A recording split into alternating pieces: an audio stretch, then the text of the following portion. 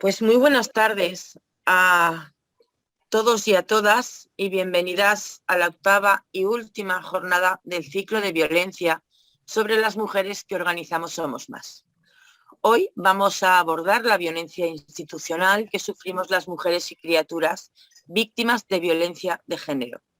Lo vamos a hacer de la mano de una abogada feminista especializada en Derecho de Familia y Violencia de Género, Altamira Gonzalo. De 1987 a 1990 fue asesora jurídica de la directora del Instituto de la Mujer. De 2006 a 2010 presidió la Asociación de Mujeres Juristas TEMIS, organización de la que posteriormente fue vicepresidenta. También ha asumido otras responsabilidades en organismos en defensa de la igualdad y contra la violencia hacia las mujeres.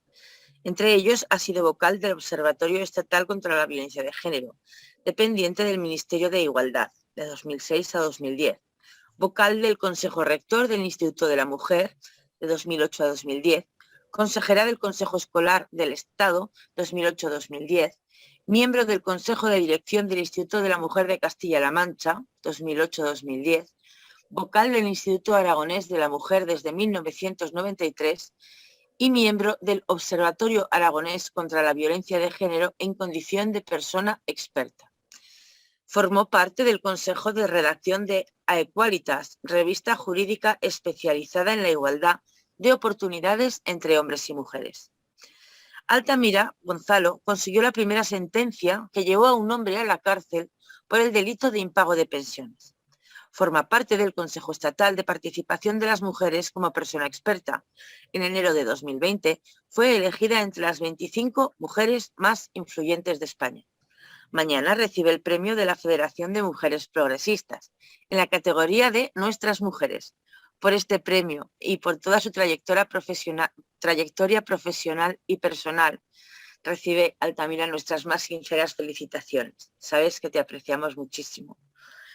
Te agradecemos muchísimo haber aceptado la invitación de esta asociación para participar en estas jornadas. Y por favor, todo tuyo, cuando tú quieras, Altamira. Buenas tardes a todas. Muchísimas gracias, Natalia, por esa presentación tan cariñosa y la admiración es recíproca hacia la Asociación de Mujeres Somos, porque son mujeres resilientes de la violencia de género, mujeres muy concienciadas y mujeres que en Aragón están haciendo un trabajo muy importante y que era muy necesario para sensibilizar a toda la población contra este gravísimo problema. Pues muchas gracias por invitarme y por darme voz en este ciclo tan bueno que habéis organizado para debatir y para profundizar en cómo erradicar y cómo prevenir esta violencia de género que afecta a la mitad de las mujeres, tal y como ha puesto de manifiesto la macroencuesta del año 2019. Me habéis pedido que hable de la violencia institucional y yo creo que está bien reflexionar sobre qué es lo que hay detrás de esas situaciones que vivimos con frecuencia en los juzgados, de cuando una mujer es tratada de manera desconsiderada cuando va a denunciar a su marido o a su pareja y cuando trata de proteger a sus hijos de sus maltratadores. La violencia institucional está también detrás de esas situaciones en las que sentimos tanta impotencia cuando un tribunal obliga a unos menores a ir con el padre maltratador y no escuchan las súplicas de las madres que conocen bien la situación. Hay violencia institucional también cuando sentimos esa impotencia y esa rabia porque nos deniegan la práctica de una prueba pues psicosocial muchas veces para tratar de demostrar tratar de demostrar los motivos o las razones por los que los hijos se niegan a ir con los padres. sentimos también mucha impotencia y lo que hay detrás, esa violencia que se ejerce por el Estado o por sus agentes, que esa es la violencia institucional, cuando leemos los informes de los puntos de encuentro familiar, que la mayoría están calcados por el mismo patrón, la mayoría, los padres son fantásticos y las madres dificultan la relación de los hijos con los padres. En fin, todo lo que hay detrás de esas situaciones que las vivimos realmente con impotencia se llama violencia institucional y es la que ejercen los estados o sus instituciones y las autoridades del Estado y sus agentes, porque estos, de abstenerse de cualquier acto o práctica de violencia contra las mujeres, y además deben velar porque las autoridades actúen la debida diligencia. El feminismo ha puesto al descubierto y ha puesto nombre a estas conductas u omisiones muchas veces de las instituciones, que son vulneraciones de derechos de la ciudadanía, de las mujeres y de sus hijos y de sus hijas, y de las que, como digo, puede ser autor el Estado y sus autoridades. Y le llamamos violencia institucional y se produce como una respuesta al feminismo de determinados sectores del Estado, pero fundamentalmente por parte de la judicatura. ¿Cuál es la causa y cuál es la raíz de esta reacción de parte de la judicatura ante la rebeldía de las mujeres de querer romper con los maltratadores? Pues cuando decimos que la justicia es lo que estamos queriendo decir es que la justicia y el derecho ven y tratan a las mujeres como los hombres ven y tratan a las mujeres. Esta frase no es mía, es de una jurista feminista americana, de Catherine McKinnon, pero que es muy sintética de una realidad que la vivimos desde dentro de manera muy intensa. El derecho está hecho por los hombres, está interpretado por los hombres y lógicamente vela por los intereses de los hombres. Este es el derecho hasta hace muy poquito tiempo y aún hoy día sigue siendo así, porque en España quien interpreta las leyes, el máximo intérprete de las leyes es el Tribunal Supremo. Y ya sabéis que en el Tribunal Supremo ha empezado a acceder a algunas mujeres, pero en la inmensa mayoría de la sala de gobierno de 14 miembros, que creo recordar que son, solo hay una mujer. Luego, la interpretación del derecho siguen haciéndola los hombres. Además, nuestras leyes, hasta hace muy pocos años, porque desde un punto de vista histórico es hasta hace muy poco tiempo, proclamaban al varón, al marido, como el dueño de las personas y de los bienes de la familia.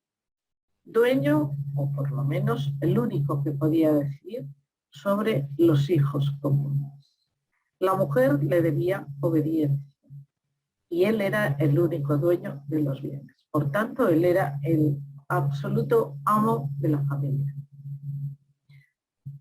Algunos jueces que están juzgando hoy están educados en este Código Civil. Este es el que estudiaron. Y aunque las leyes han cambiado, su mentalidad, su ideología, está anclada en este Código Civil. Y esta es la razón por la que hay muchas resistencias a aplicar la igualdad desde los juzgados. Y esta es la razón por la que muchas veces se juzga con prejuicios, con estereotipos y se cometen muchas injusticias con esto.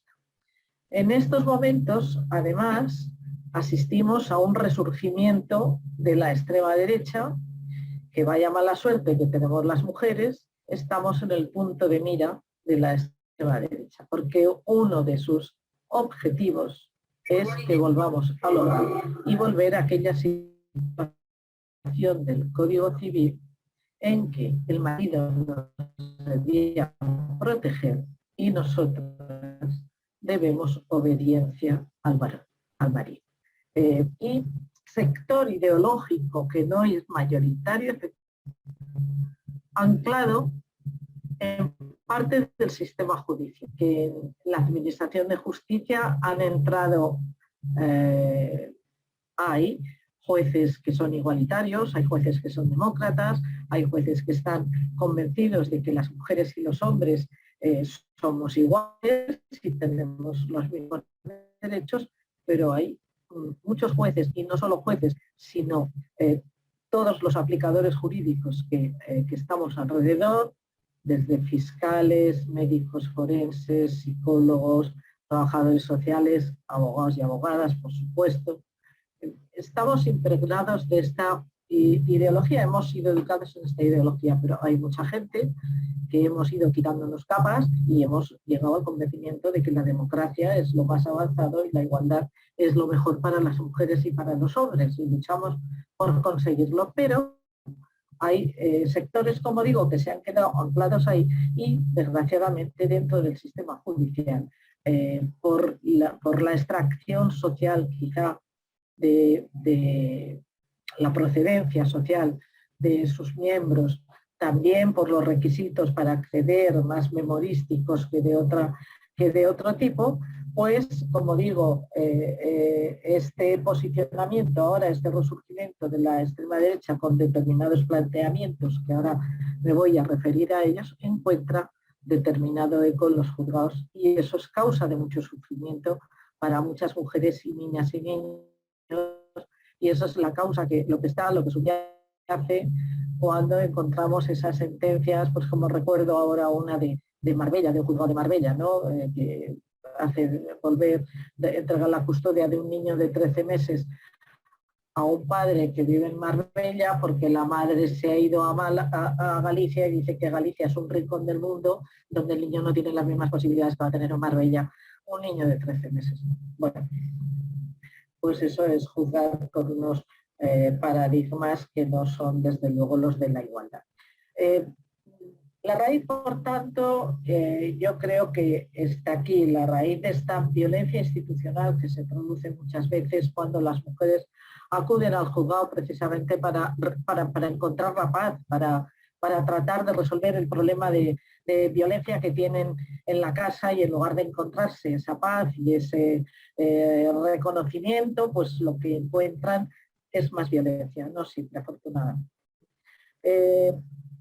Y como os digo, el resurgimiento de la extrema derecha está dificultando más el acceso de las mujeres a la administración de justicia.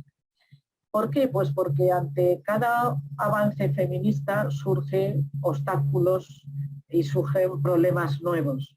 Es decir, la situación no es lineal, sino que es muy dialéctica y es muy cambiante.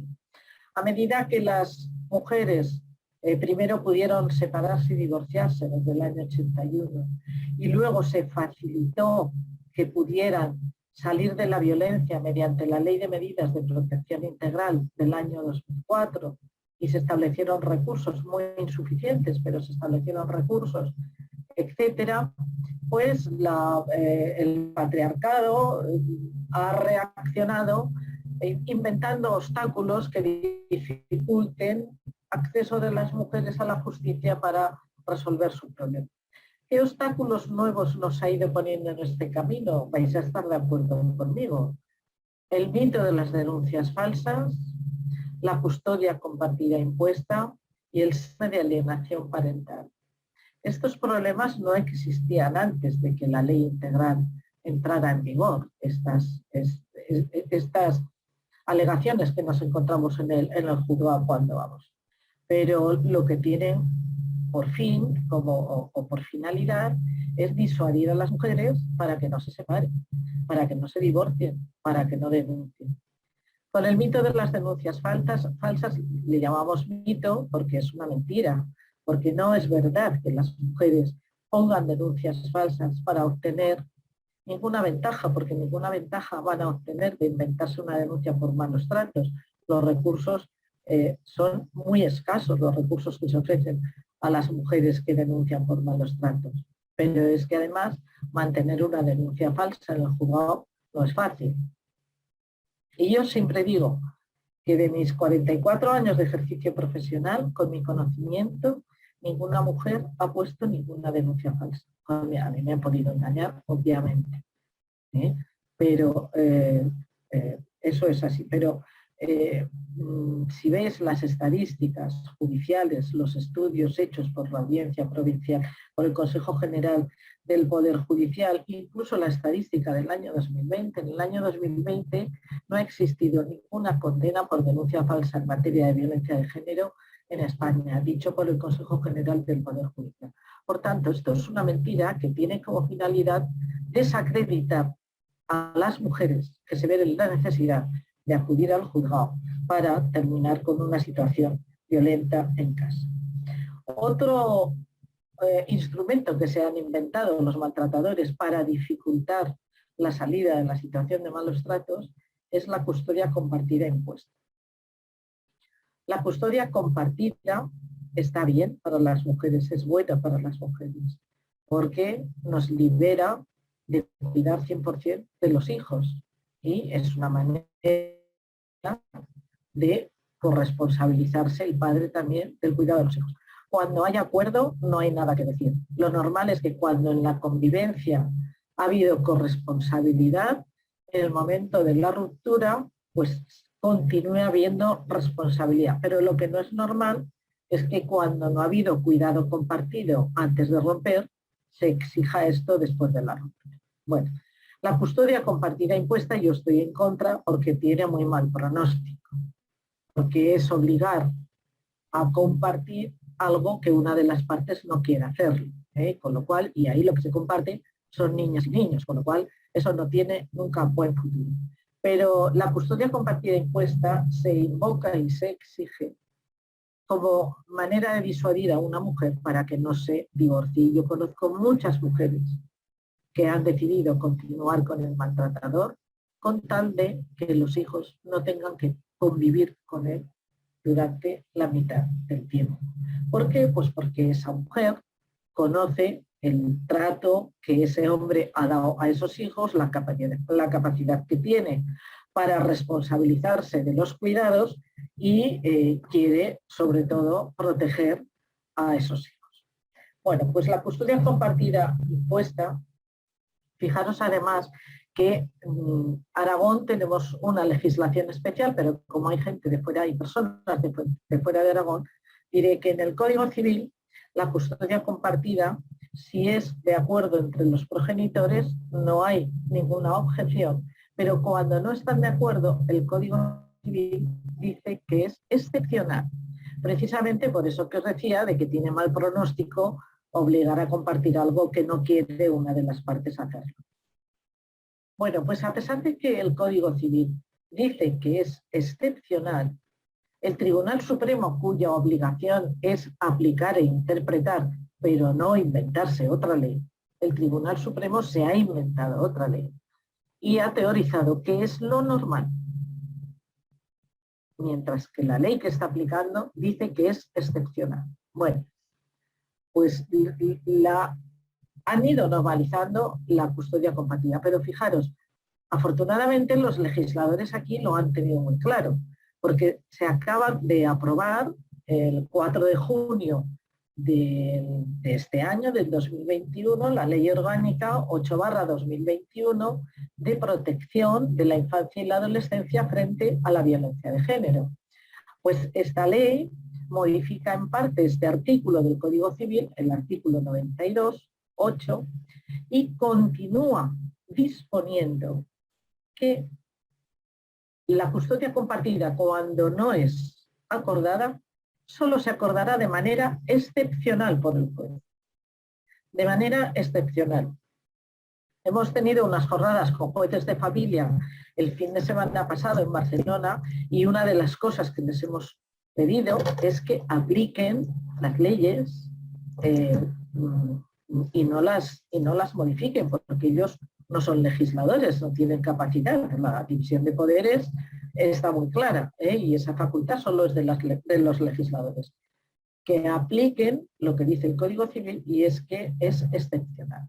Esa situación en Aragón no la tenemos porque ya sabéis que no es de aplicación el Código Civil, sino la legislación foral, y la legislación foral en Aragón, fijaros, que fue mucho más allá que en el resto de España, porque aquí se legisló en el año 2010 que la custodia compartida iba a ser preferente porque respondía al interés superior de los menores, así en general y sin entrar a analizar. Afortunadamente se modificó el artículo 80 del Código de Derecho Foral de Aragón y ya la custodia compartida no es preferente, dejó de serlo, y nuestra batalla grande nos costó, pero se consiguió, y la acordará el juez o no, según lo que interese en cada situación a los menores.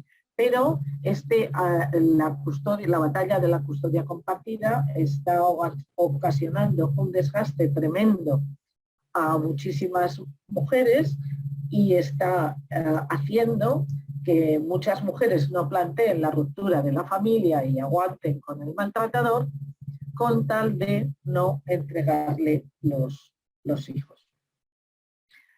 Pues como digo, estos instrumentos son inventados, pero son neutralizadores de la rebeldía de las mujeres. La rebeldía de las mujeres yo le llamo al tratar de salir de la situación de violencia de género. El tercer invento es el síndrome de alienación parental. No me voy yo creo que en las jornadas habéis hablado de él y no me voy a distraer mucho hablando, pero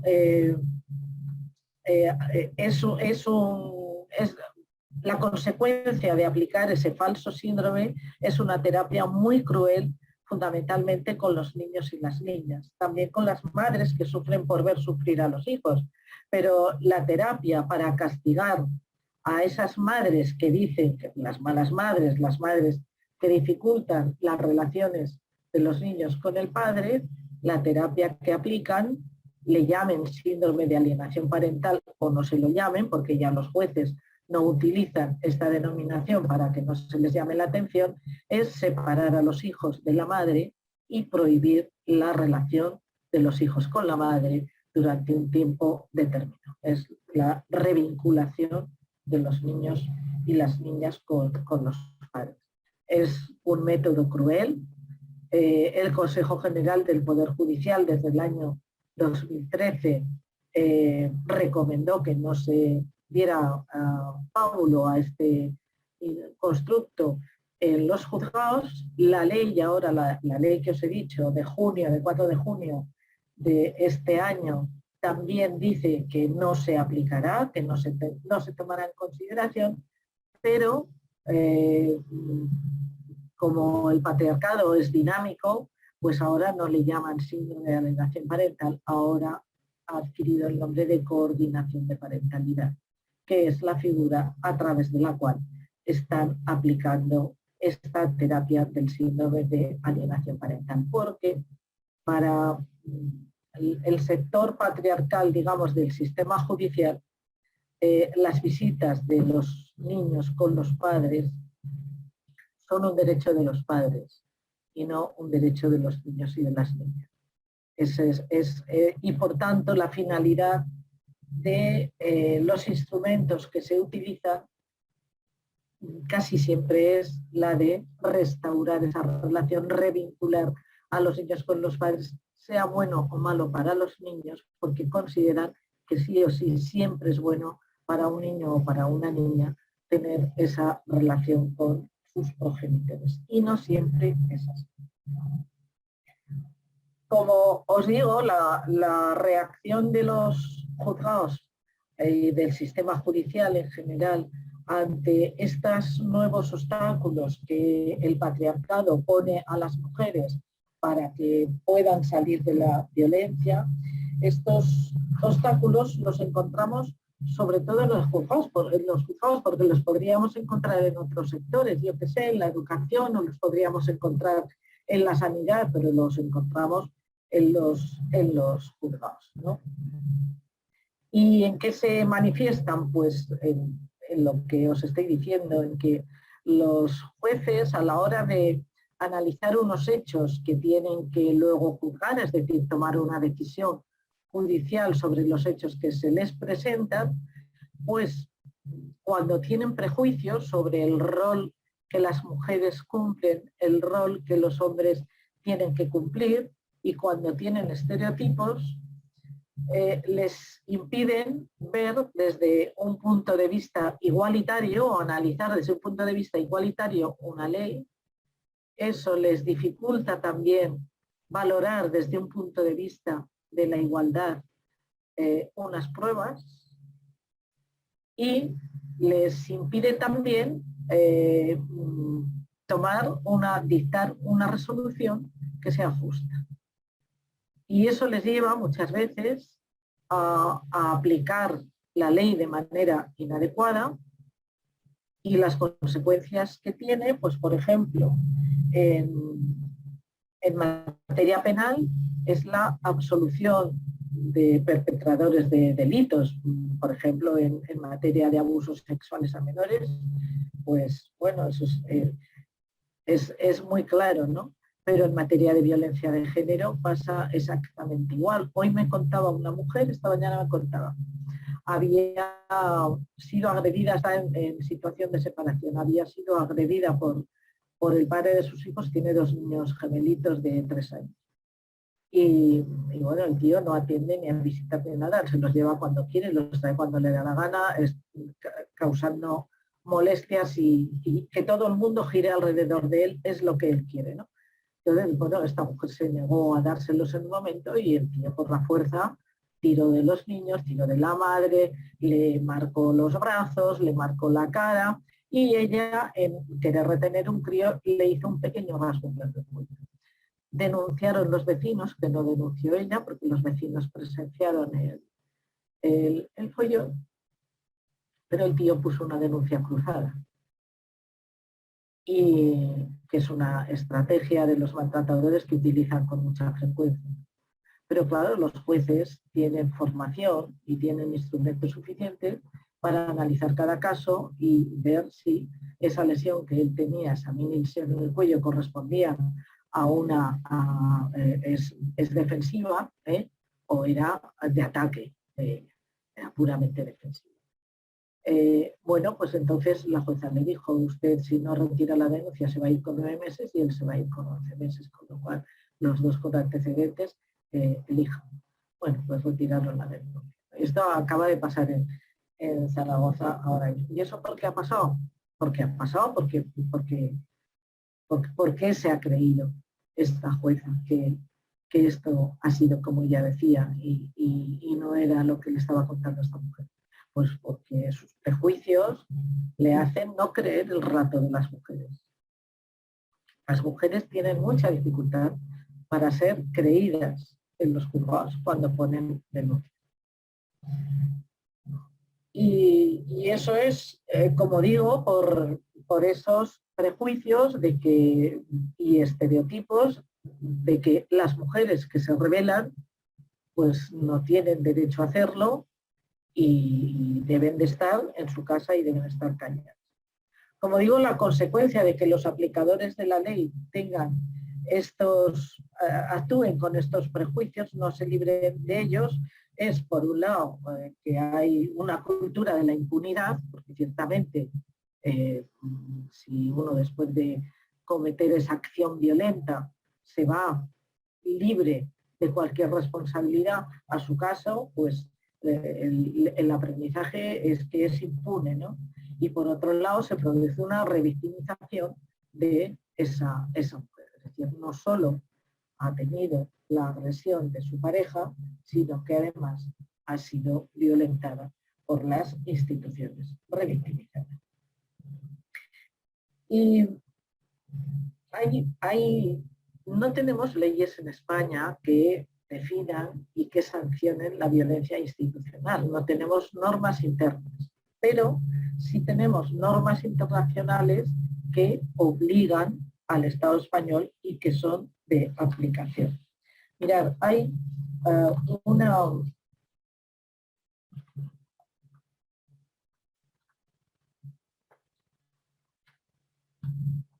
hay una declaración de Naciones Unidas sobre la eliminación de la violencia sobre la mujer, que esta es del año 2013, cuyo artículo 2 dice: se entenderá que la violencia contra la mujer abarca los siguientes actos.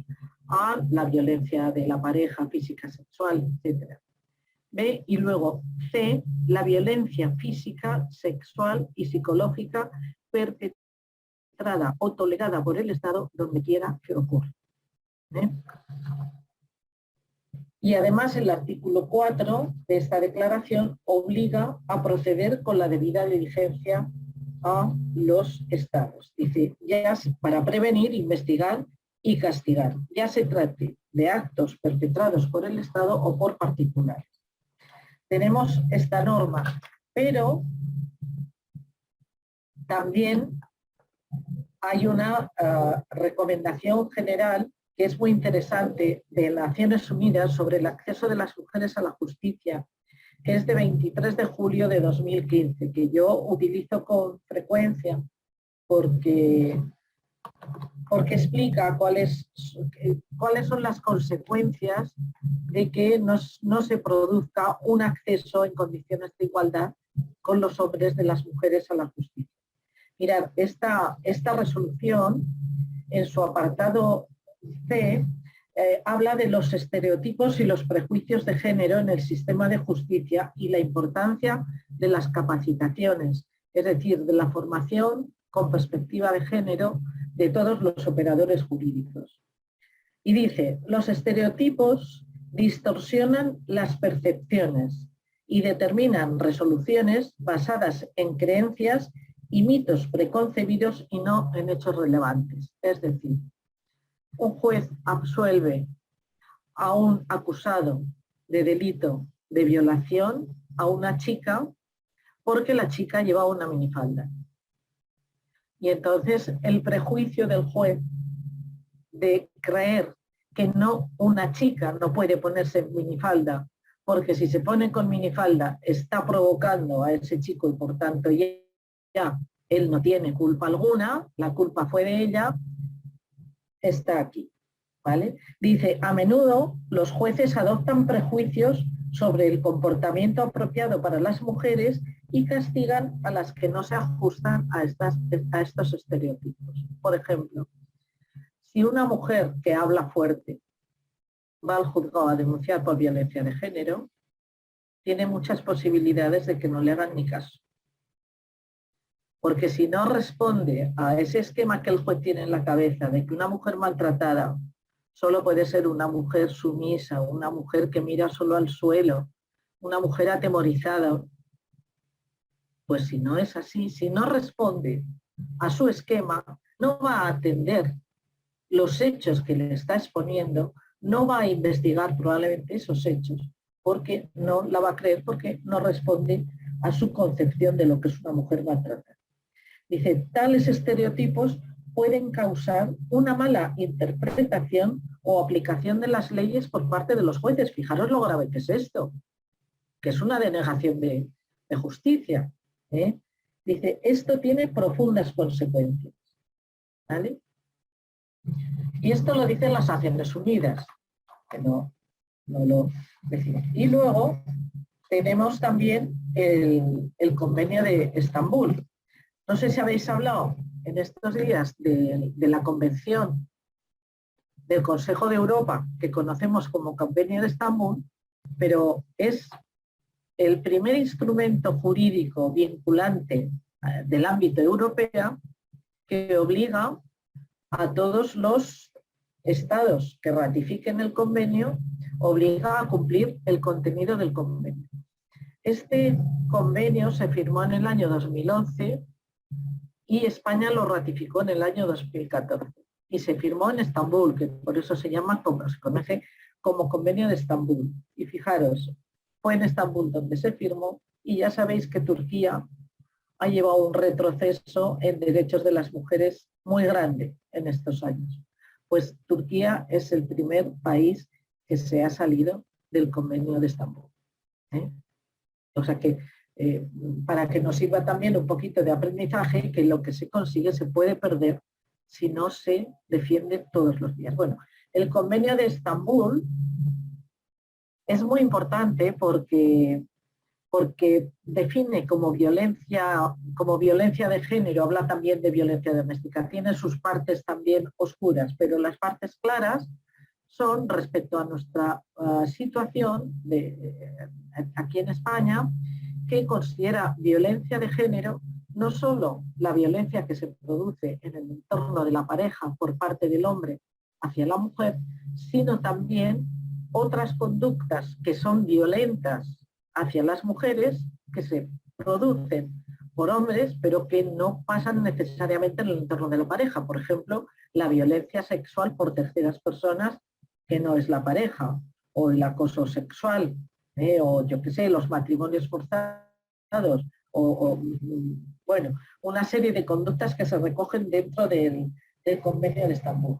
Entonces, los países que lo ratifican tienen la obligación de legislar al respecto, pero el Convenio de Estambul tiene también una definición de la violencia institucional.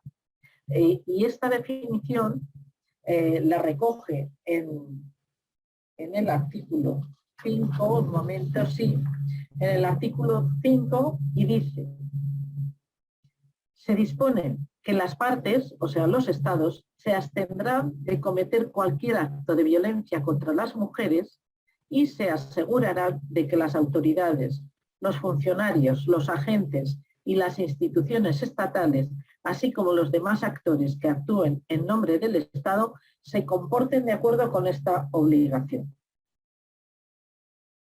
Prohíbe, por tanto, la violencia contra las mujeres desde las instituciones. Y el artículo 30 obliga a los estados a tomar las medidas legislativas y necesarias para actuar con la diligencia debida, para prevenir, castigar, investigar y conceder una indemnización por los actos de violencia incluidos en el acto de aplicación del presente convenio. Es decir, que no solo la define, sino que además lo que dice es que los estados, la diligencia debida, deben de llevar a cabo aquellas actuaciones que sean necesarias para evitar que se produzca esta clase de violencia contra las mujeres, esta otra manifestación de la violencia de género. Pero fijaros, a pesar de que el convenio se ratificó en el año 14 y han pasado ya 7 años, en España no se ha legislado al respecto, pero este artículo es de aplicación. Y este artículo es de aplicación, y aún antes de ratificar el Convenio de Estambul, como España tiene ratificada la Convención por la eliminación de todas las formas de discriminación contra la mujer de Naciones Unidas, el Estado español fue condenado por la CEDAW en el caso de Ángeles González Carreño.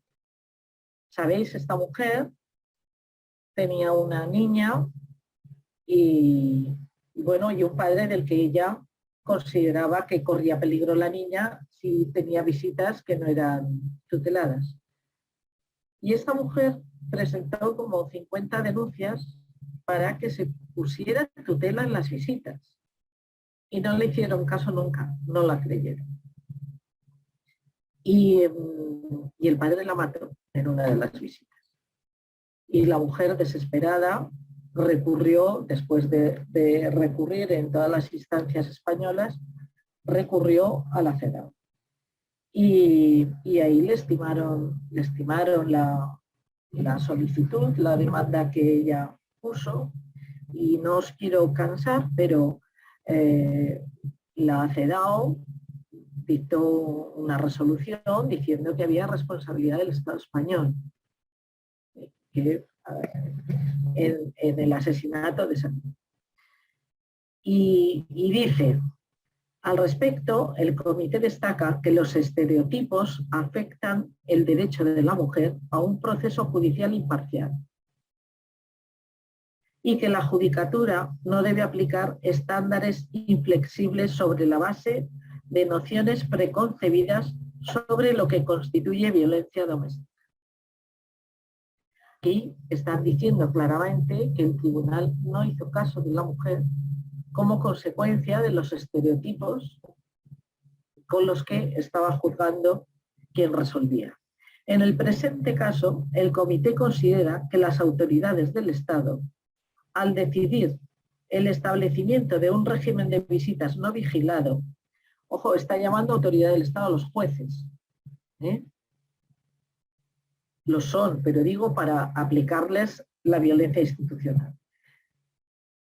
El comité considera que las autoridades del Estado, al decidir el establecimiento de un régimen de visitas no vigilado, aplicaron nociones estereotipadas y, por lo tanto, discriminatorias en un contexto de violencia doméstica. Hablan de violencia doméstica, pero es nuestra violencia de género.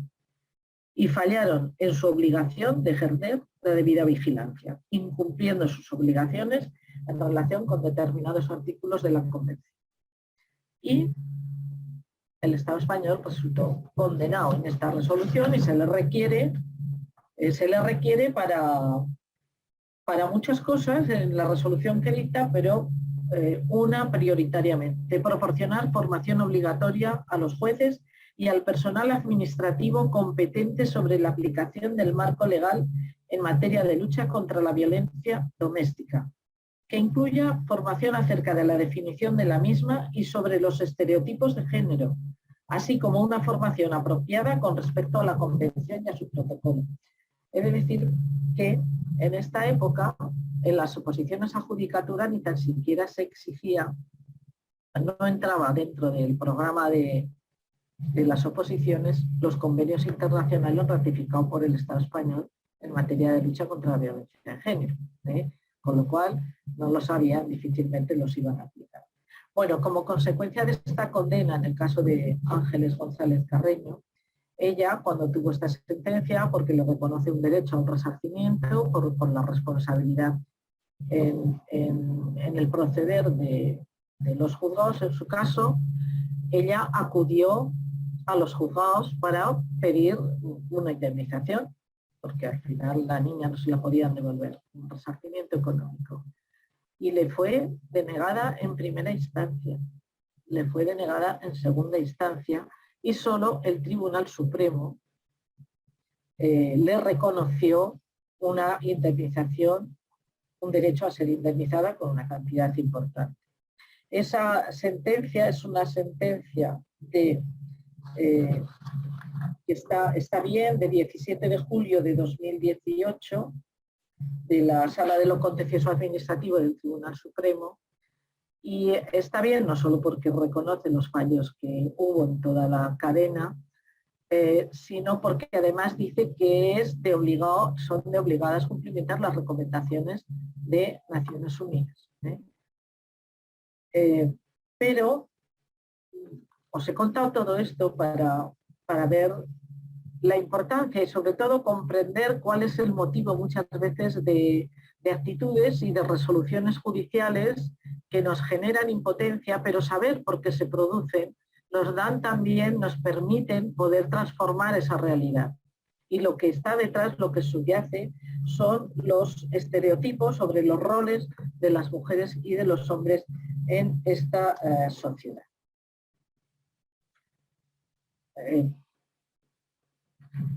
Yo lo que creo, después de muchos años de ejercicio de la profesión, pues he llegado a la conclusión de que el derecho es un instrumento de poder importantísimo. Y por eso es muy importante que posiciones de igualdad, desde posiciones feministas, se accedan a lugares de poder dentro del sistema judicial, que será la única manera. Ojo, y cuando hablo de esto hablo de igualdad, no estoy hablando de... Estoy hablando de igualdad, de que se enjuicie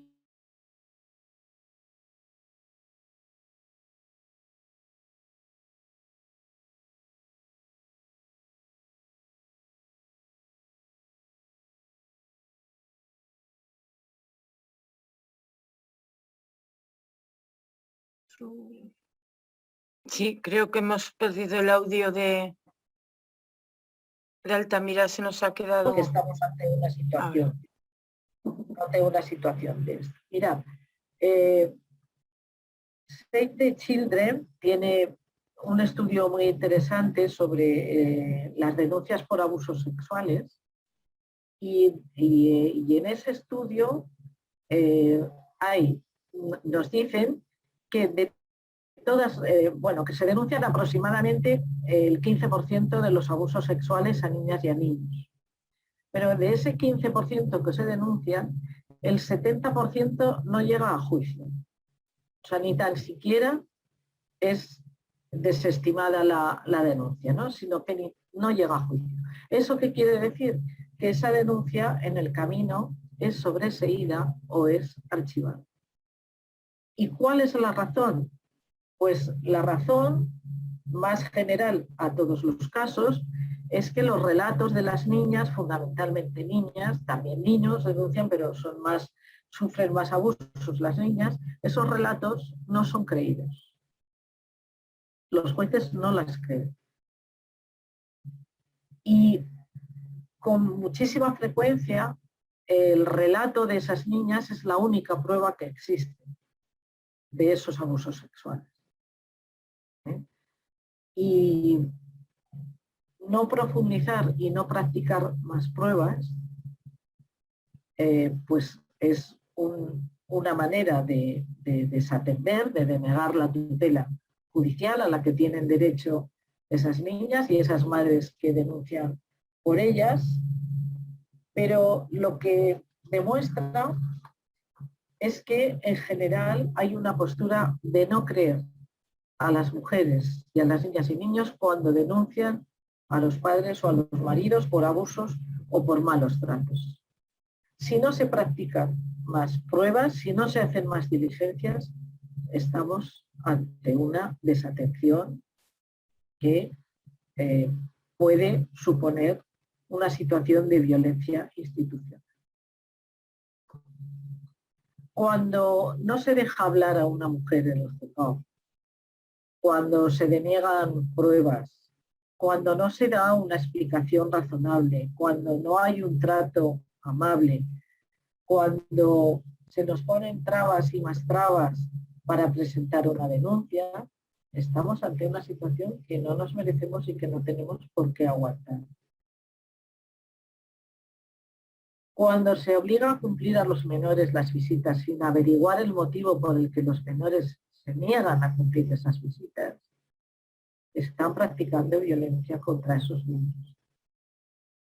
Porque cuando los niños se niegan, los jueces tienen instrumentos suficientes para averiguar y para hacer el diagnóstico de las razones que tienen o las no razones, porque puede ser una situación caprichosa, pero también el juez tiene que averiguarlo y tiene medios para hacerlo.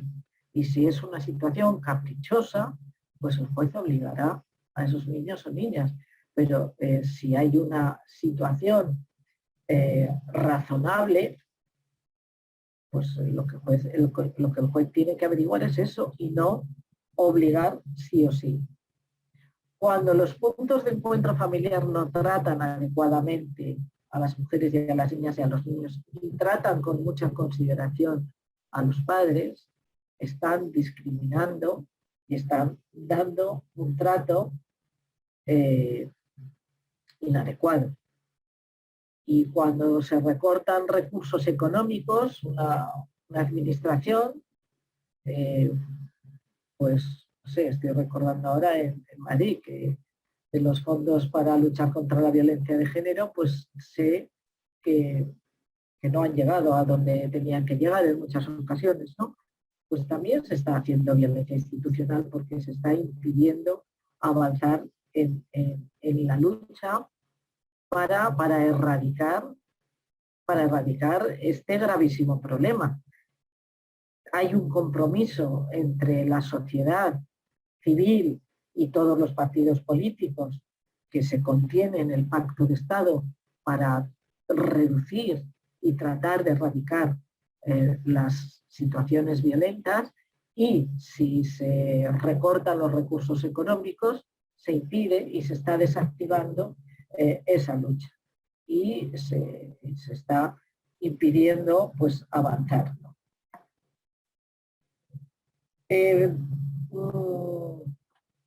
¿Cómo se podría mejorar esta situación en sede judicial? Porque fijaros, además es que donde más se da y donde más lo notamos y lo sufrimos es en el ámbito de los juzgados. Porque, por ejemplo, el síndrome de alienación parental es una cosa, digamos, psicológica, ¿no? Más médica, digamos, podrías. Pero ese síndrome nunca se acusa en la clínica, o sea, no aparece en la clínica de psicólogos y psiquiatras, solo aparece en los procedimientos judiciales en los que se discute la custodia o en el que hay denuncia por abusos sexuales a menores. Es solo en esos supuestos cuando se acusa a las mujeres de ese síndrome. ¿Qué podríamos hacer para mejorar? Pues yo creo que es la formación con perspectiva de género, pero esto es un mantra, se ha convertido en un mantra, porque la verdad es que se hacen cursos, se hacen muchos cursos para jueces, para fiscales, pero el problema no es de conocimientos técnicos o de falta de conocimientos técnicos. El problema es ideológico. Y desgraciadamente eso es más difícil cambiar que lo que es adquirir unos conocimientos que no se tenían. Es cambiar los esquemas mentales con los que tú te enfrentas ante la realidad. Es lo que las feministas decimos, ponernos las gafas moradas. Pues no hace falta que se las pongan moradas, con que se las pongan las de ver de manera igual a las mujeres y a los hombres ya estaría bien, ¿no? Pero eso es muy difícil. Es muy difícil y bueno, pues no hay que desanimarse. Sabemos cuál es la solución, sabemos también que es una solución a medio y largo plazo, que a corto plazo eso no lo vamos a cambiar. Tenemos la esperanza de que hay gente joven que está entrando y gente menos joven, que son gente con ideas igualitarias y no ideas tan trasnochadas, pero bueno, lo que también tenemos que tener es una actitud activa de cuando nos enfrentemos a una situación en la que vemos un trato inadecuado, pues por parte de las abogadas tener seguridad en lo que decimos y enfrentar las situaciones, porque las mujeres bastante tienen con lo que llevan, ¿no? Para encima plantar cara, pero para eso somos sus defensoras amigas, que estamos al lado para ayudar y para potenciar.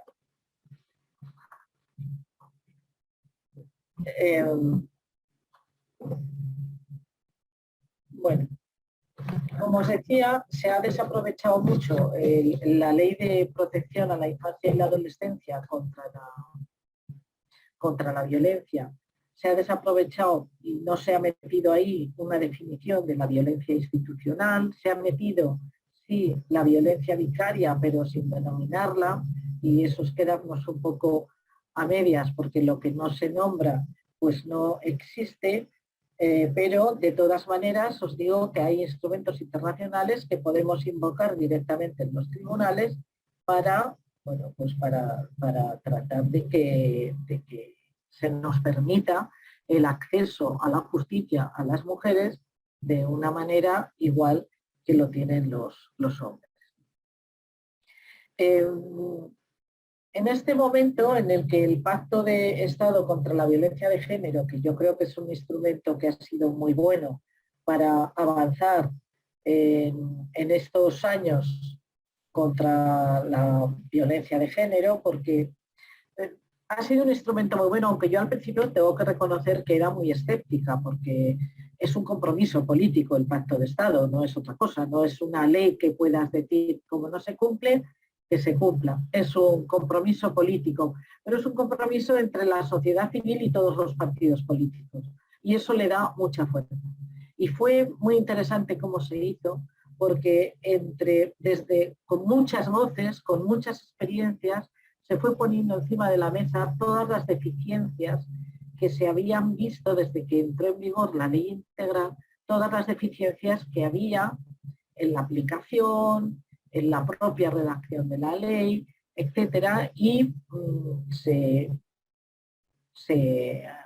accedieron a la lista del Pacto de Estado unas cuantas, 213 creo recordar, que son de muy diferente importancia, pero ahí entraron, y ahí entraron con el compromiso de llevarlas a cabo en un tiempo determinado, 5 años, y además con una dotación económica para cada uno de esos 5 años, 100 millones me parece en cada año.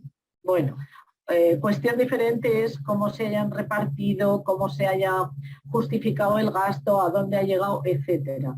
Pero el propio instrumento del Pacto de Estado ya es muy bueno porque nos señala por dónde tenemos que avanzar y qué cosas tenemos que hacer. Hay que evaluarlo porque se han hecho muchas cosas, pero no se han hecho todas. Hay que evaluarlo, pero hay que renovarlo. Porque, desde luego, yo creo que en lo que conozco de asociaciones de mujeres se valora de manera muy positiva. Yo no sé, somos que pensáis de esto, pero es un buen instrumento del que tirar para hacer cumplir. Y en este momento, ¿qué podríamos plantear de políticas públicas para luchar contra la violencia de género? Que es lo que, pues bueno, el principal escollo, nuestro talón de Aquiles, yo lo veo sinceramente en el sistema judicial. Me da mucha pena decirlo porque las mujeres que acuden a poner una denuncia no lo hacen nunca por gusto. Es un paso muy reflexionado y es un paso muy duro de dar, ¿eh? Por tanto, es muy injusto que en lugar de recibir a esas mujeres como se debiera hacerlo, se las recibe en general de una manera muy inadecuada. Por tanto, yo creo que ese cambio en la recepción y en el trato y en la manera de enjuiciar es lo principal que hay que hacer en este momento para poder avanzar en la lucha contra la violencia de género.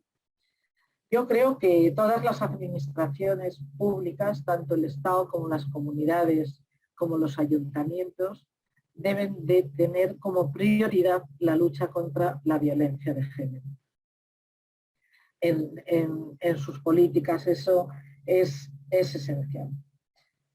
Es importante que esa formación con perspectiva de género se dé, es importante que se apliquen todas las recomendaciones de Naciones Unidas de la CEDAW. Es importante también que se regulen las diferentes manifestaciones de violencia machista que hay, que sufrimos las mujeres. La violencia sexual está en trámite, esa ley de garantía de la libertad sexual, de la que, no, de esa no hemos hablado, que hemos hablado de la de infancia. Bueno, pues está en tramitación parlamentaria la ley, la del solo sí es sí, que es la que regula la violencia sexual de manera diferente a como la tenemos regulada hasta ahora. Desaparecen los abusos y los delitos sexuales pasan a ser considerados como agresiones sexuales, y bueno, esa es una ley que es muy necesaria. Pero habría que regular la violencia vicaria, habría que regular la violencia institucional, habría que regular también como violencia de género la violencia económica, porque fijaros, la violencia económica ahora tenemos conciencia de que es una manera de fastidiar a las mujeres, pero bien, donde más duele, porque es donde se afectan las necesidades materiales, ¿no? El delito de impago de pensiones lo tenemos en nuestra legislación desde el año 1989, está en el Código Penal.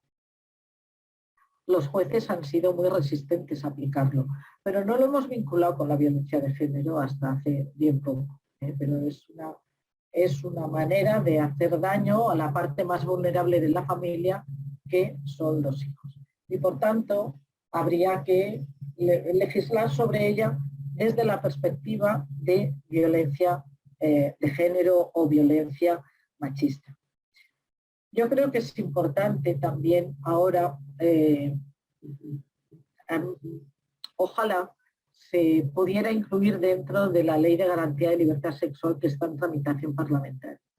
Pero debería de abordar el Estado la lucha contra la prostitución en este país. Fijaros, somos un país que hemos sido pionero en leyes para luchar contra la violencia de género. La ley integral del año 2004 fue una ley, fue y es una ley extraordinaria, excepcional, porque no solo es una ley que dice esto es delito y estas son las penas, que van. Es una ley que aún no se ha desarrollado en su integridad, porque dice cómo ha de ser la educación y esa convulsión en el sistema educativo aún no se ha cumplido. Por tanto, mientras no haya una coeducación y eso se ha generalizado, estará sin cumplirse del todo la ley integral. Hay muchos aspectos que no se han desarrollado de la ley integral. Y ahora no sé por qué decía esto. He perdido el hilo. Bueno, estaba con con el tema de la ley integral. Y la ley integral la copiaron en no sé cuántos países. Hubo que ir a explicarla por todas partes porque fue una ley extraordinaria en la medida que trata la lucha contra la violencia de género desde el sistema educativo hasta los medios de comunicación, la publicidad, la sanidad, en fin, desde una perspectiva integral. Entonces, como digo, no está suficientemente desarrollada, pero otra vez vuelvo a perder el hilo de por qué me voy a la ley integral.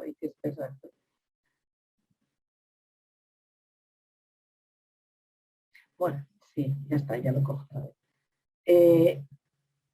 Hemos sido pioneras en luchar contra esa forma de violencia machista, que es la violencia de género en la pareja. Y sin embargo, somos punteros también, España, en prostitución, en consumo de prostitución. Esa es una contradicción que no se sostiene. A mí me da vergüenza cada vez que escucho que España es el burdel de Europa. Eso no puede ser. Y esa contradicción se tiene que resolver a favor de los derechos humanos de las mujeres. Y esa no hay otra forma que acordar medidas abolicionistas de la prostitución.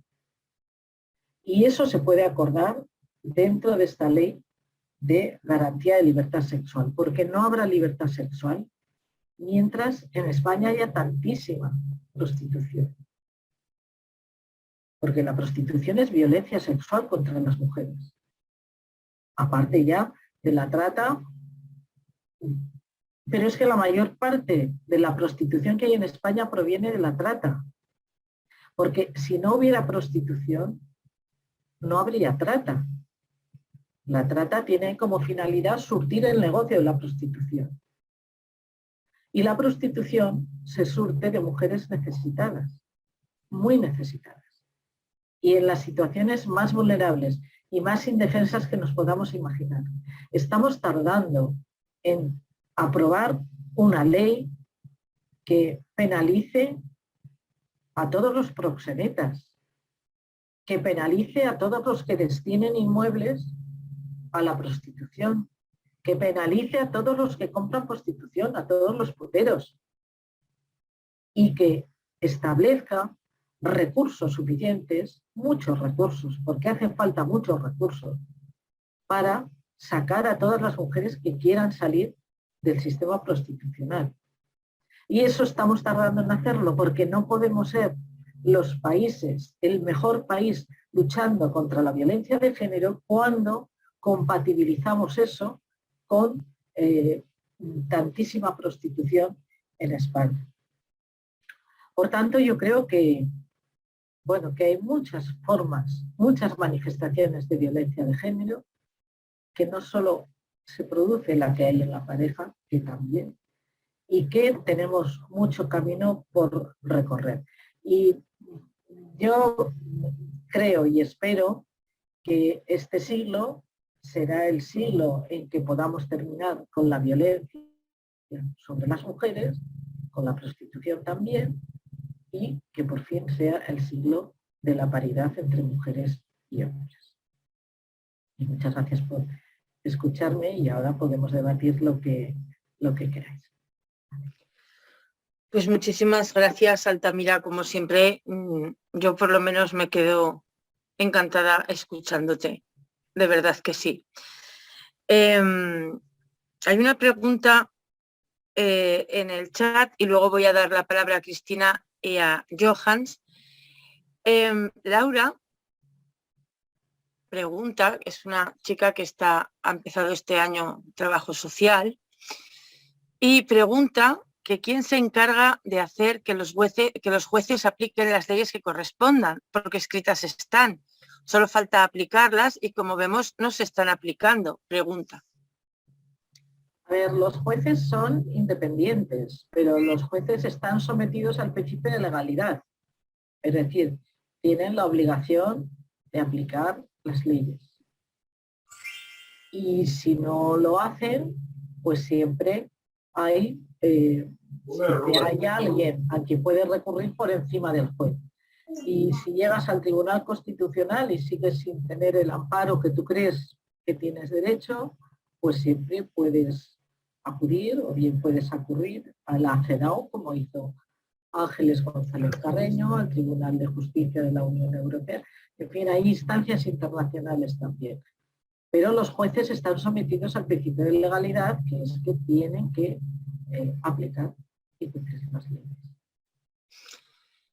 Gracias. Cristina. Hola, Cris. Hola, gracias, sobre todo, gracias por la charla, Altamira, y gracias a Somos Más por organizarla. Me he incorporado un poquito tarde, pero y ahora estaba mirando. Recomiendo a todos, si no lo habéis dicho vosotros antes, una entrevista que se le hace a Altamira en El Cuarto Poder. Y lo he visto en internet y bueno, resume un montón de cosas, de las cosas que he estado comentando. Yo me he apuntado a las preguntas para no olvidarme de nada.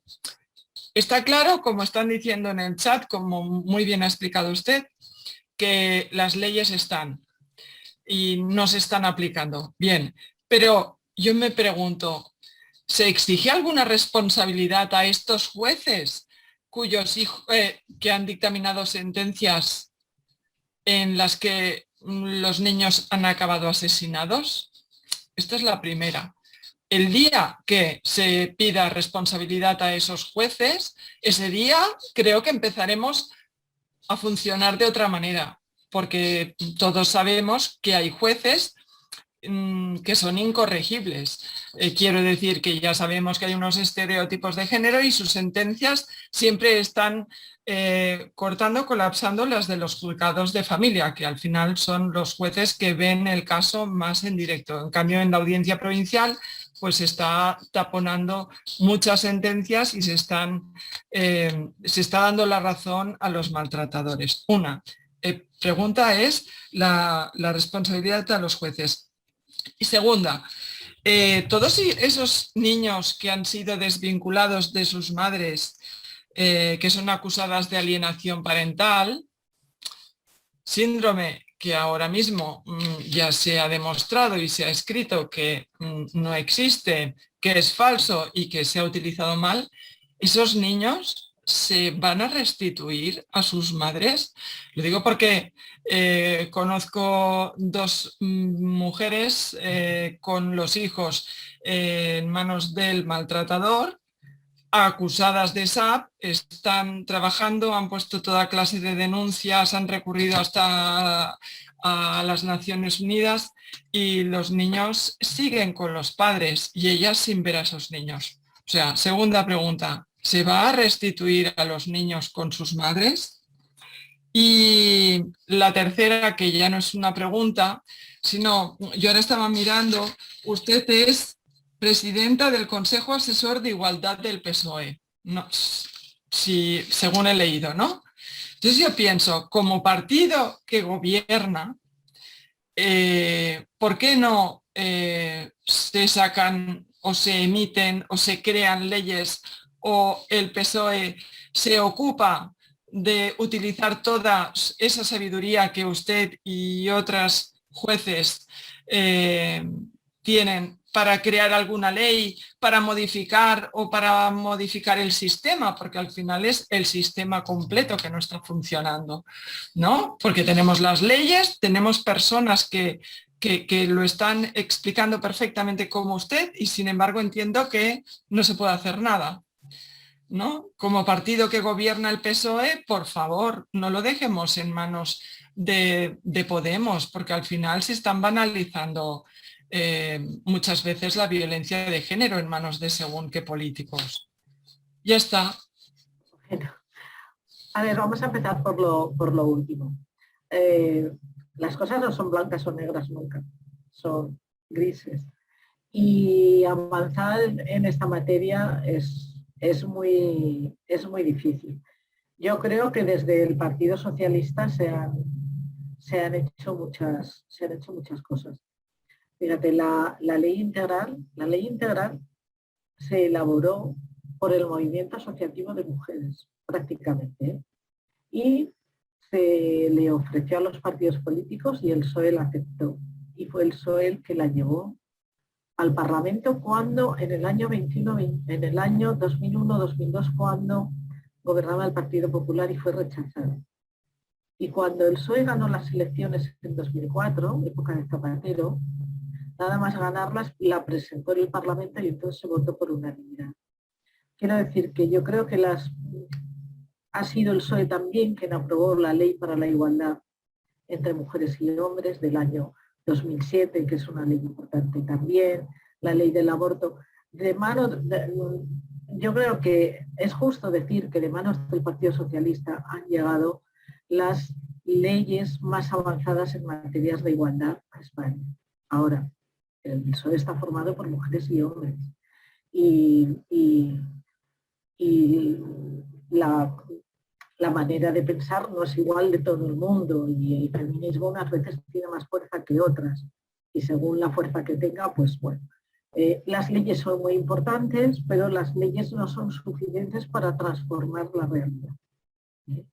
Entonces, no solo hacen falta leyes, hacen falta políticas luego concretas y bueno, yo creo que, en fin, creo que el Partido Socialista tiene una concepción de la igualdad de mujeres y hombres y de políticas para llegar a esa igualdad bastante ajustada, más ajustada que la tiene Podemos. Podemos tiene algunas cuestiones que yo no comparto en esta materia, ¿no? Y en fin, se podría hacer más y mejores cosas, pero como te digo, las cosas no son ni blancas ni negras, son grises y todo depende en cada momento de cómo sea la correlación de fuerzas aún dentro del mismo partido, ¿vale? O sea, cuanta más fuerza tenemos las feministas dentro del PSOE, más se hace. Cuanta menos fuerza tenemos, menos. Es así en el PSOE y en cualquier otro partido. Por tanto, y se han hecho muchas cosas. Del Pacto de Estado se han dado muchos pasos, nada más entrar el PSOE en el 18, el Pacto de Estado no se había empezado a desarrollar y se aprobó un Real Decreto Ley el 3 de agosto del año 2018 que hizo que varias de las medidas del Pacto de Estado se tradujeran, se convirtieran en ley. Pues estoy recordando ahora un tema muy importante en lo que estamos discutiendo. La posibilidad de que las madres solas pudieran decidir sin necesidad de pedir autorización al padre que los hijos en situaciones de violencia de género pudieran recibir asistencia psicológica o que el título habilitante para acceder a los recursos que se prevén en situaciones de violencia de género no sea necesariamente la orden de protección, porque eso implica exigir poner denuncia y no hay motivo, no hay razón, ¿no?, para que sea obligatoria. Hay otras formas de poner la denuncia, hay otras formas de probar las situaciones de violencia de género. O sea, se han hecho cosas, se podían haber hecho muchas más cosas, es verdad, pero lo más difícil es lo que queda por hacer, que es el cambio de mentalidad. Eso es realmente lo... Y ahí, por ejemplo, hay muchas cosas por hacer, como serían campañas publicitarias sostenidas en el tiempo, porque eso aumenta la sensibilidad de la gente contra la violencia de género y además, si veis las estadísticas del Consejo General del Poder Judicial, cuanta más campañas hay en medios de comunicación, más denuncias hay, más órdenes de protección se acuerdan, es decir, más funcionan los mecanismos que tenemos previstos. Y cuando baja, léase la época del Partido Popular, cuando baja los recursos para esta lucha, pues disminuye también el porcentaje de órdenes de protección que se acuerdan, etcétera. Todo eso influye mucho. Bueno, lo que me preguntabas, si se exige responsabilidad a los jueces cuando, como consecuencia de no haber creído o no haber valorado adecuadamente el riesgo en situaciones de violencia de género, se comete por parte del maltratador el asesinato de menores. En los casos que yo conozco, que estoy recordando el caso de Bretón, estoy recordando el caso de Castellón, sé que se siguen procedimientos judiciales. Ahora bien, yo soy partidaria en esos casos de que la responsabilidad es personal también. Por ejemplo, en el caso de Castellón, la madre es psicóloga. ¿Y quién conoce mejor a ese maltratador que esa mujer? Esa mujer avisó en el juzgado, pidió una orden de protección, pidió que no hubiera visitas y no le dieron ni tan siquiera una orden de protección, ni tan siquiera. Se la denegaron porque no había riesgo. Y el padre mató a los hijos. Pues ahí hay una responsabilidad personal. Es que si no pidió ayuda la jueza para valorar adecuadamente el riesgo, es su responsabilidad. Pero mientras no se exijan responsabilidades personales, pues no va a haber más cuidado. Que sí, que va a haber responsabilidad del Estado, como no va a haber, es que hay responsabilidad del Estado, sí o sí, ahí, pero claro, lo pagamos todos al final. Yo creo que hay casos, y a mí ese me parece un caso flagrante, de responsabilidad personal, o negligencia, porque la ley integral dice que los juzgados de violencia tienen que tener las unidades de valoración forense integral, pues es que no se han creado al lado de todos los juzgados, ni mucho menos, pero está en el ING. Y si es que es responsabilidad del juzgado asegurarse del riesgo que presenta cada denunciado para ver qué medios de protección tiene que acordar para esa mujer y esos niños. No es responsabilidad de nadie más que del juzgado.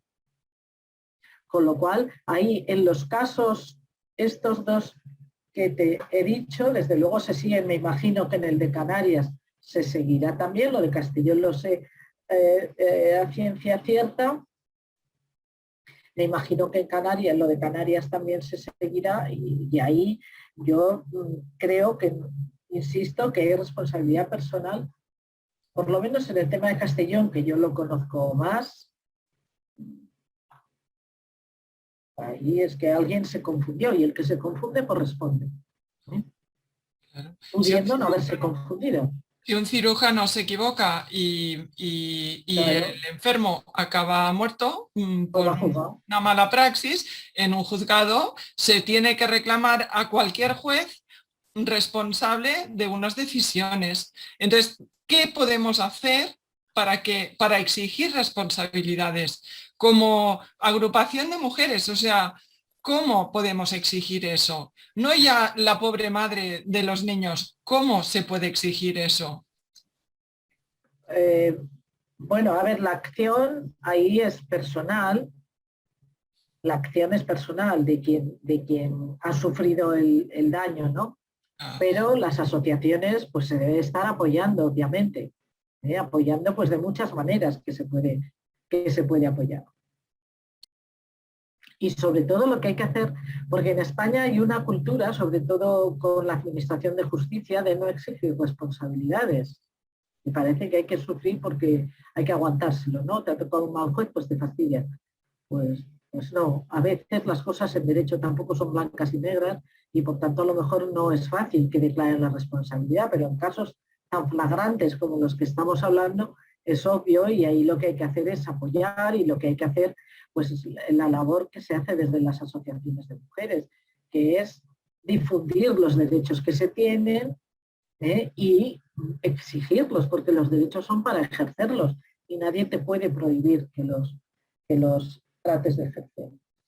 Y luego con el tema de los niños arrancados a las madres por SAP, pues yo, a ver, aquí siempre creo que los juzgados de familia, cuando, por ejemplo, cuando acuerdan, siempre he dicho, cuando acuerdan una custodia compartida impuesta, si yo fuera jueza de familia, diría que a los 6 meses pasarán por el gabinete los niños a ver cómo están, a ver cómo les ha ido. O sea, eso es preocuparse por los menores.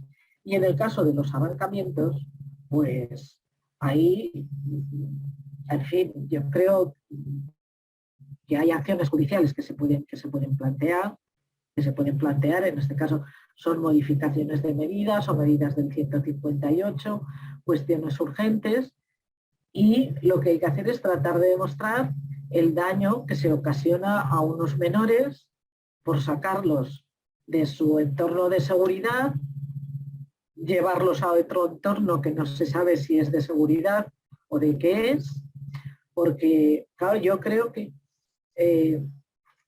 fijaros, la aplicación del derecho de familia ha ido evolucionando con los años, porque pasamos de unos primeros años de proteccionismo de los jueces con las mujeres y las niñas y los niños, a una época de hostilidad porque hemos sacado los pies del tiesto.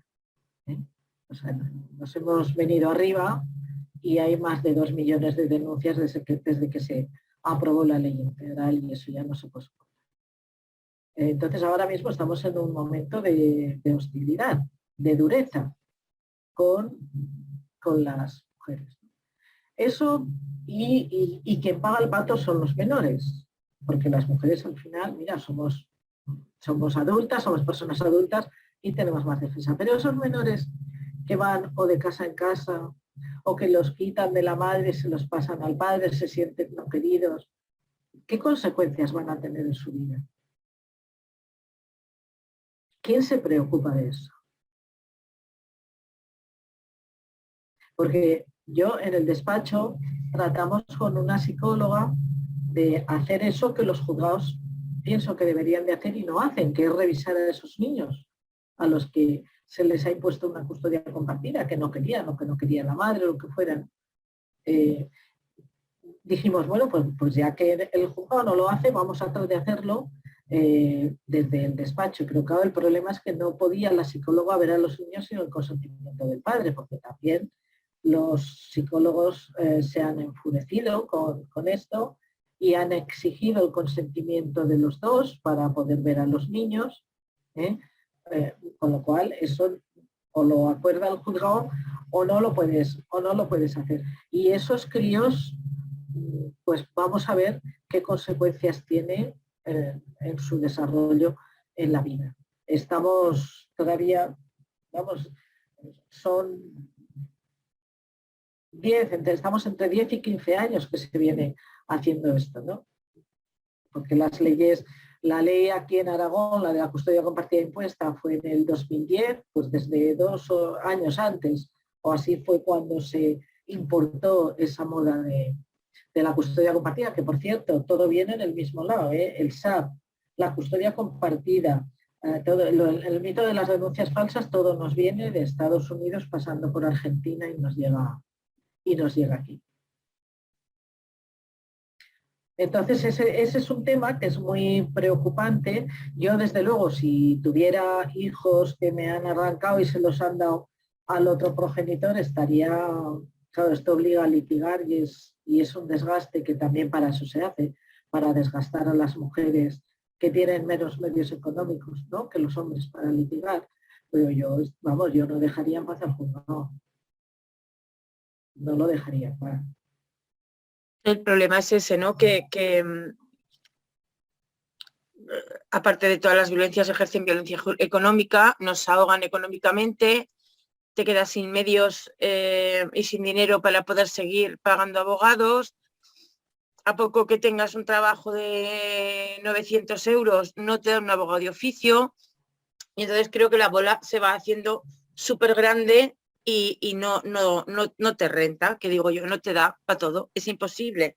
Es que es imposible. No te da para pagarte la casa, vivir medianamente decente, pagar un abogado, pagar un procurador y una y otra y otra y otra vez, porque también tenemos que tener en cuenta la desigualdad económica en los sueldos que tenemos las mujeres en contra de los hombres, ¿no? Entonces ellos ganan más que nosotras y siguen teniendo más poder económico para seguirnos machacando una y otra vez. Pienso. Johans. Sí, por eso las asociaciones de mujeres son fundamentales. Claro. ¿Sabes cuál es el problema? Que a las asociaciones de mujeres no nos dan ni un euro. Somos muy pobres. No, pero ya no es un problema de medios, es un problema de fuerzas. La fuerza sí, pero claro, si nosotras tuviésemos una dotación económica, y hablo de nosotras, por ejemplo, que nos permitiera mantener una abogada todo el año, ya, también pero, tendríamos... bueno, hay, a ver, por ejemplo, Temis tiene programas para asistencia jurídica gratuita, lo que pasa es que también han reducido las subvenciones un montón, pero... Claro, ese es el problema. De violencia, a ver, el tema de malos tratos, el tema de agresiones sexuales, el tema de violencia económica, pago de pensiones, en esos asuntos podéis tener abogada gratuita y procuradora gratuita en Temis siempre que llegue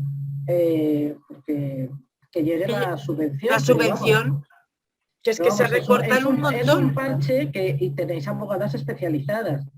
Sí, sí, lo sabemos y contamos con ello. Pero el problema es ese, que es que están recortándonos en todo. Ya nos van a recortar hasta aquí el cuello, nos van a descabezar. Johans, ¿habías levantado la mano? Solamente aplaudí. Solamente aplaudiste. Gracias. Pues muchas gracias, Johans. Lourdes, si no me equivoco, estabas tu primera, creo. Sí, bueno, buenas tardes. Dentro de lo que es el tema de la ponencia sobre lo que es la violencia institucional, yo quería dar luz a un tema que no se toca y que existe y que se silencia. Es el tema de la violencia institucional sobre las mujeres militares.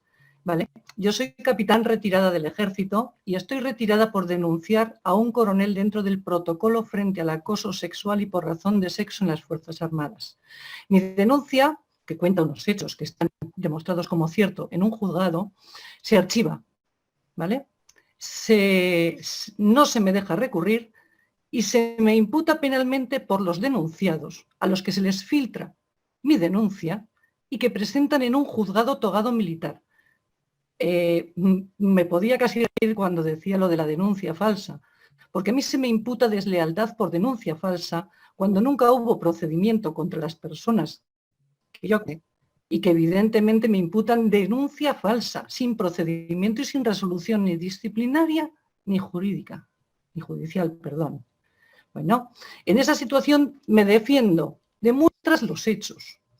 Y un juez perverso, para que hablemos de estos jueces retrógrados, este señor me dice que sin faltar a la verdad, porque tiene que reconocer que los hechos quedan absolutamente probados, al socaire de la alarma social que causan este tipo de denuncias, denuncié más como mujer que como subordinado. Y así tiene que archivar la demanda contra mí. Si yo no me sé defender y soy licenciada en Derecho, estoy hoy en una prisión militar acusada de 3 delitos, de injurias, calumnias y de deslealtad.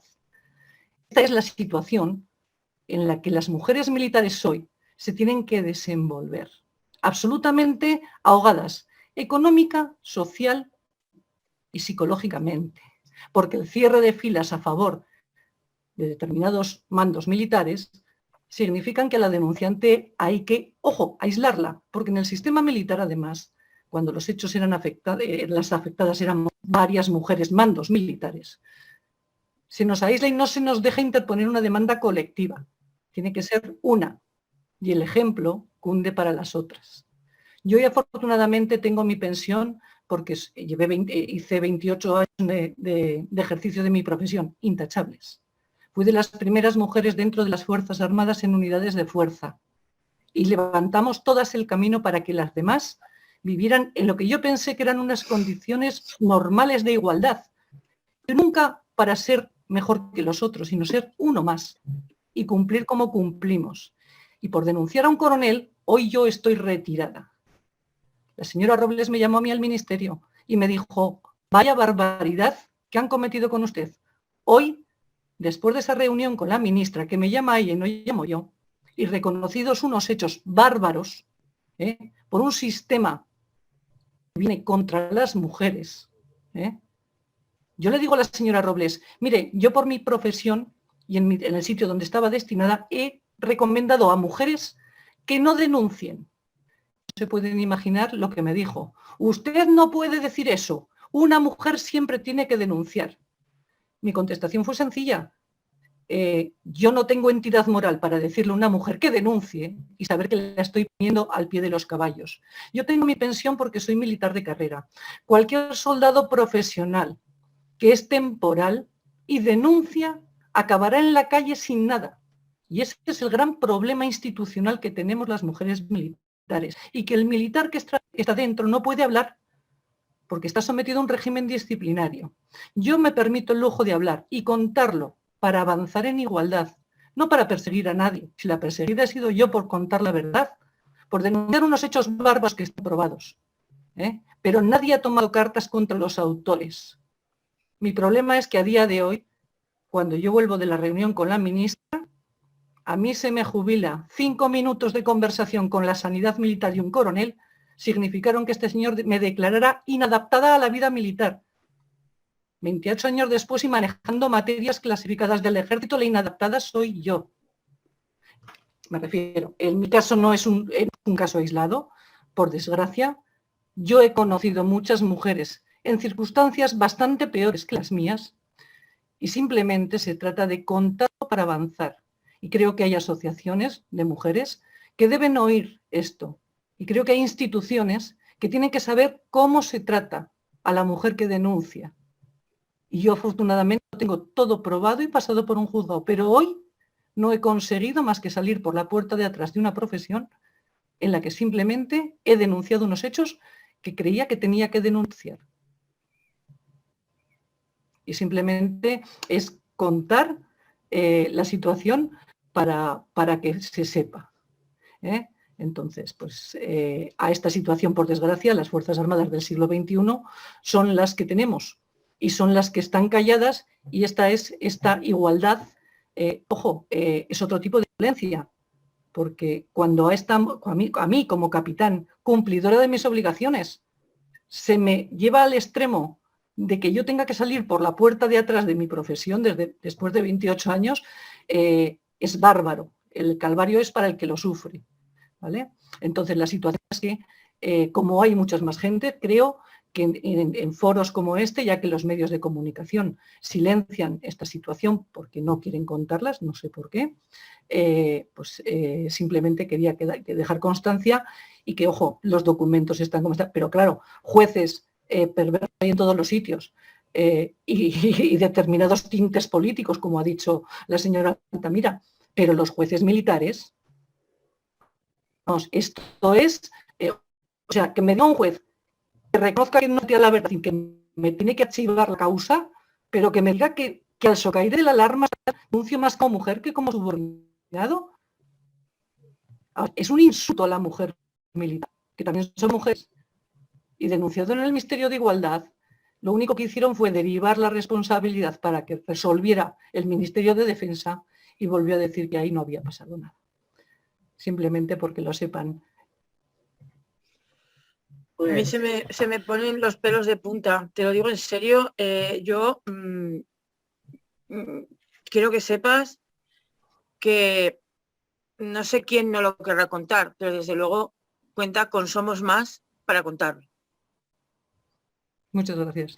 Cuenta con nosotras para que se sepa al socaire de donde haga falta, como dijo el señor este. Porque esto me parece vergonzoso. Yo tengo una duda, Lourdes. ¿A ti te obligaron a jubilarte? Sí. Porque si no, a ti te hubieran quedado todavía tiempo en activo. Tú ahora mismo seguirías en activo. Sí, por supuesto. Yo tengo 53 años y hasta los 65 no me hubiera jubilado, claro. Lo que pasa que es, vamos a ver, al elemento discordante hay que quitarlo del medio. Sí, vamos a ver. Eso sin duda. Está claro.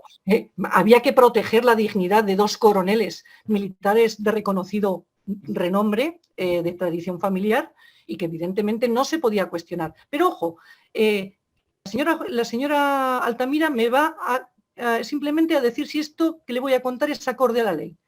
Denuncio que me han imputado penalmente con mi propia denuncia de género, que se la dan a los autores 2 días antes de empezar una actividad indagatoria, una investigación reservada previa. ¿Vale? Eso lo declara uno de ellos, que 2 días antes de empezar a investigar, el investigador le facilitó la copia íntegra con mi identificación completa y mi número de teléfono. Denuncio esto hasta ante el subsecretario de Defensa. ¿Sabe lo que me contestó el señor Alejo de la Torre? Resolución escrita y que tengo aquí mismo, que dice 2 cosas muy claras y que atenta contra todo derecho de la mujer a denunciar. 1, que la denuncia de género, el documento que le dieron a estos señores, no es materia protegida ni clasificada. Creo que es bastante grave. 2, que les dieron mi denuncia a los denunciados para que ejercitaran su constitucional derecho a la defensa. ¿Alguien me puede contar que sin procedimiento abierto contra estos señores puedan ejercer el derecho a la defensa?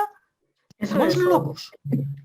Eso es un trato discriminatorio y es favorecer las condiciones, un trato privilegiado para que se puedan defender mejor. Yo sé lo que hay en el ejército. Conozco a Zaida Cantera y antes que tú fue víctima de una situación similar. No sé cuál es más grave de las dos, pero similar. Y yo creo que el ejército, como en parte del sistema judicial, son instituciones en las que la democracia no ha entrado como debía de entrar. Y en las que queda mucho camino por recorrer.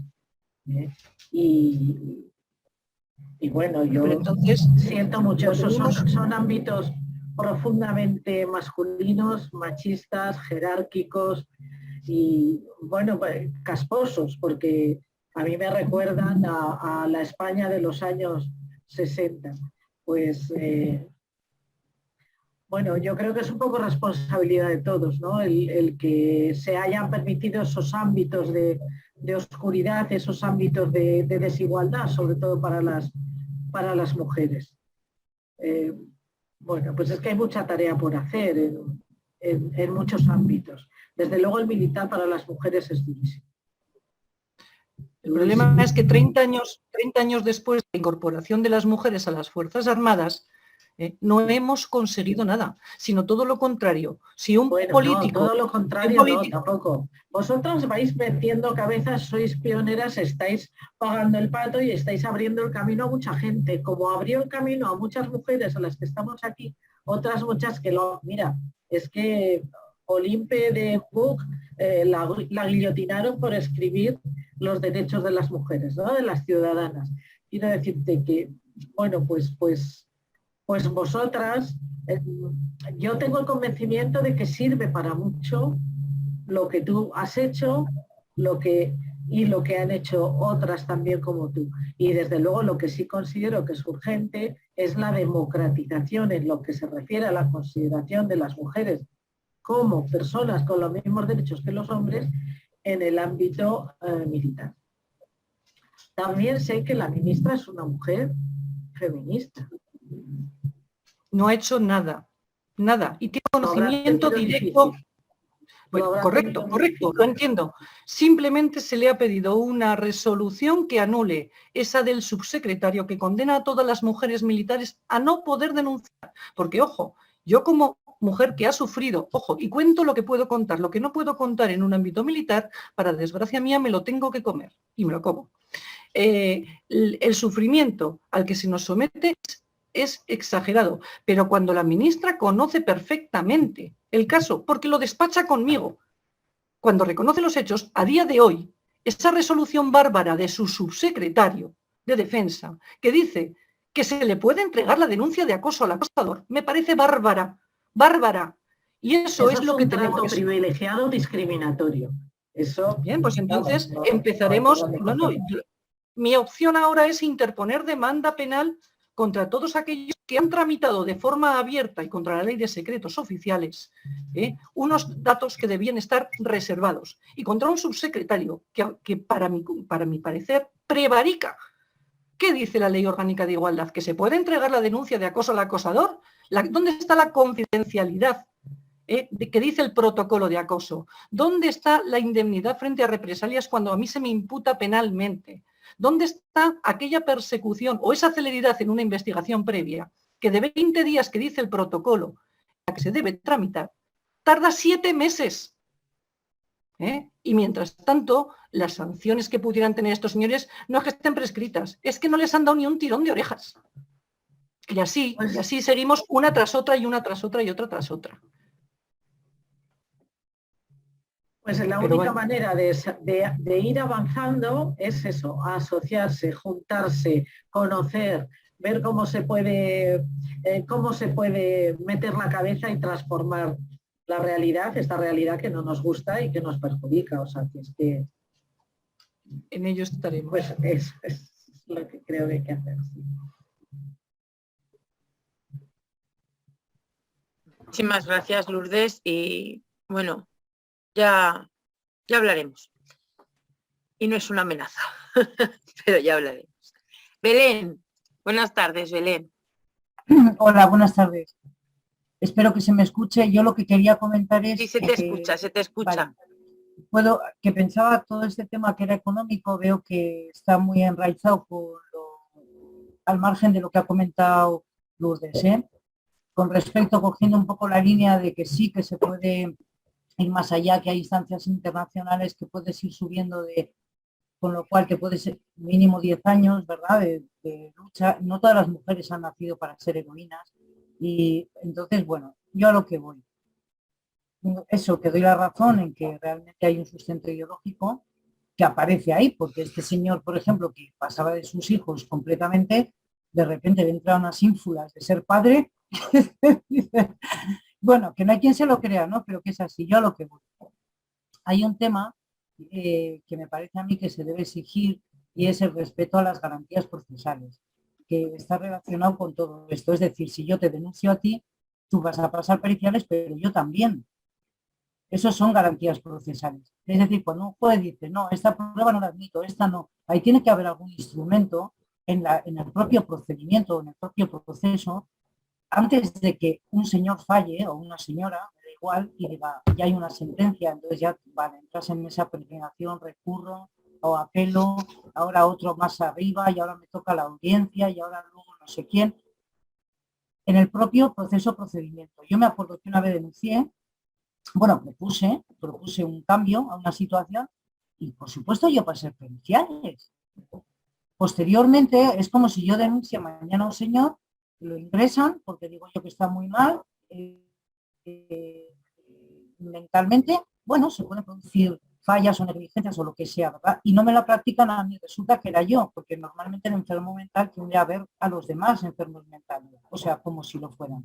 Esas garantías procesales que supone en un momento dado, notariales, que ha ocurrido en este acto notarial, quiero que se está juzgando este asunto, quiero que en relación a la vivienda, por ejemplo, porque han podido compartir, quiero que aparezca en este juzgado, periciales, por ejemplo, a la otra parte, y lo mismo en cuanto al derecho al menor. ¿Cómo que no me crees y me dejas de creer?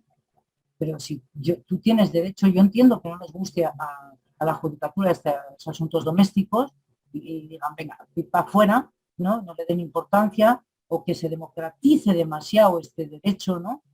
Porque lo querrían igual para las clases altas y hay pocos recursos. Todo esto lo entiendo, pero una vez que está ahí, pienso que se deben exigir garantías procesales para todo sujeto de derecho y que ahí a las manifestaciones, las asociaciones de mujeres poco podemos hacer porque no somos letrados. Podemos sí, la sensibilización, hacer campañas, movimientos, todo esto sí, estoy completamente de acuerdo que es fundamental, porque si no la cosa, al final esto parece un, yo qué sé, un tanatorio, ¿verdad? Tal y como está la situación, que no significa hacer el tonto por la calle, ni disfrazarse, ni salir desnudo, no, hacer campañas de sensibilización de verdad porque está ocurriendo esto y no tenemos que esperar a que muera una niña o un niño, o a que acabe, ¿verdad? Como carne de psiquiatra para el resto de su vida o de psicólogo, como va a ser la vida de muchos de estos niños.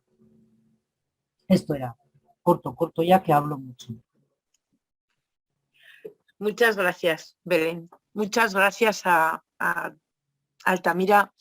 Muchas gracias a todas y todos los que habéis estado con nosotras durante todas estas jornadas, que yo creo que, bueno, dice Livia que dan ganas de hacer un mundo femenino paralelo. Nosotras somos de la creencia de que no todos los hombres son malos. Eso es así. Yo estoy firmemente convencida de que los malos son los menos, lo que pasa que son los que hacen más ruido. Entonces se les escucha más porque son los que dan más mal. Pero yo creo que los buenos son más que los malos. Muchas gracias, Altamira, por estar esta tarde con nosotras, por explicarnos tantas cosas y por tu ayuda siempre. A vosotras. Ha sido un placer. Hola, Sandy. Hola. Sandy asoma así, solo por aquí, la naricilla. Sí. Bueno, pues que vaya muy bien, va a ir muy bien la asociación y vamos a salir de muchos apuros, ya veréis. Solo tenemos que ganar, o sea que lo único que nos falta es fuerza y ganas, ya está. No, fuerza y ganas tenemos, para atrás ni para coger impulso, porque es de cobardes echar un paso atrás y total, yo creo que nos han hecho ya, yo creo que físicamente ya nos lo han hecho todo, moralmente también, y no nos queda más que pelear, nos queda la lucha, la pelea y el tirar hacia adelante siempre, que es lo que estamos todas convencidas que vamos a hacer, porque si no, no seguiríamos cada día al pie del cañón y cada día escuchando mujeres y cada día peleando por nuestras hijas e hijos, como la que acaba de venir ahora mismo y tose, así en medio de todo, que acaba de llegar ahora de karate, ella muy discreta. Muchísimas perdón. Muchas gracias a todas y todos. De verdad ha sido un placer compartir con todas y todos vosotros estas jornadas que amenazamos con volver a repetir. Esta vez es amenaza. Gracias. Muchísimas gracias. Gracias.